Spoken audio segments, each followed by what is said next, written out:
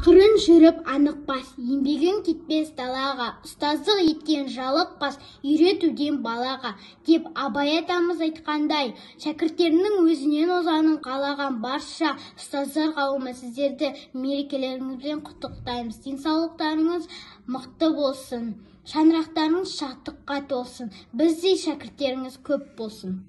Ұстаздарға мың алғыс, алғыстарым көп менің, асыл ғана мектебім, үйреткені адалдық, ұсынғаны адамдық, текті мінез даналық, бар ұстазға тілерім, бақыт табыс амандық. 27-ші Исатай Тайман атындағы орта мектебінің барлық ұстаздар қауымын мерекелеріңізбен құттықтаймыз. Жанарыңыз әрдайым нұр шашып, жүздеріңіз күнде күлімдеп жүрсін. Зор денсаулық, ұзақ ғұмыр берсін. Оқушыларыңыздың атынан сіздердің ең ізгі тілектеріңізді орындалуын, сондай-ақ бейбітшілік, келісім, қуаныш пен жайлылық болсын. Есіңізде болсын, сізсіз бұл әлем әлде қайдан нашар болады. Өйткені адамзатқа одан әрі дамуға үміт беретін мұғалімдер.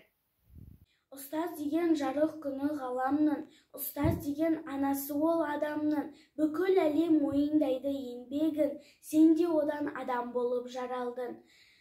Ұстазыңды түсінген сен тереңнен, бар әлемге еңбегіңмен еленген, сенің бағын өрге қарай өрлесе, ол да бірге қуанышқа кенелген. Ұстаз деген ұлылардың ұлысы, қасиетті бас иелік, мәңгілік.